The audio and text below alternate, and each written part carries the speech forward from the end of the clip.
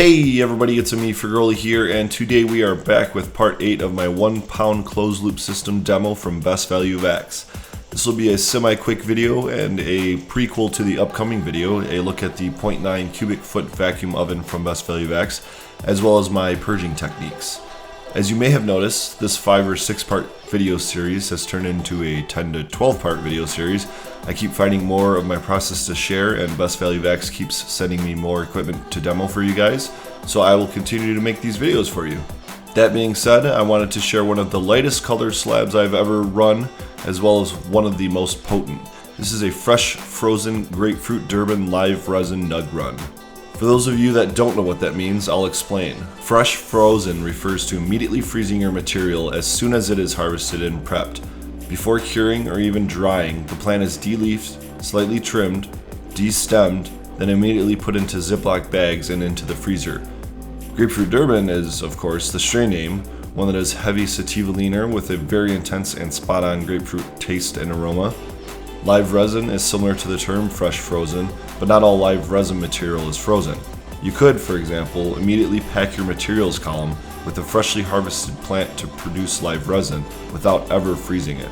Freezing the material just keeps it in a fresh state until you are ready to process it. Lastly, nug run means you used nugs and full flowering buds as your material, not just excess trim. This is obviously much more expensive to do for the grower and extractor, but ideally you will see a much higher return and potentially better quality. You note here I did attempt a single solvent dewax as previously mentioned, but we won't get into that in this video, maybe another time if there is some interest. As for what caused the color of this slab, I believe that to be the live resin part. I pushed the flush on this batch of Grapefruit Durban a little early, around 8.5 weeks, while she could go 10 to 11 weeks easily. This meant the trichomes were not allowed to mature as far as they normally would, reducing the amber content of the trichomes and leaving us with a much lighter golden yellow color. I also think the fact that the material was kept frozen, then dropped to even lower temperatures with the help of dry ice while blasting, helped keep out the chlorophyll and other contaminants from coming along for the ride. I think much of the same can be said for the flavor of this slab. While the Grapefruit Durban already has an intense grapefruit aroma, this extract turned out to be way more potent than the flower, not only in effects but a taste too. When you immediately process or freeze a freshly harvested plant, the chances of losing the most volatile terpenes are reduced. You know how your buds always look and smell best right before they are harvested? That is what we are trying to capture. As for the stability of the wax, I was again impressed how easy it was to handle after being fully purged. Some slabs will be goopy and very sticky at room temperature, but this live resin slab was much more stable. While it was not quite shatter, it was better than pull and snap consistency.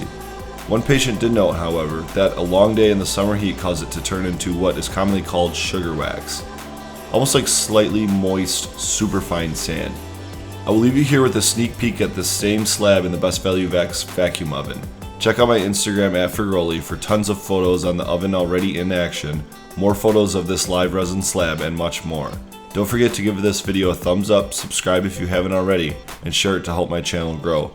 Until next time, good luck and grow big.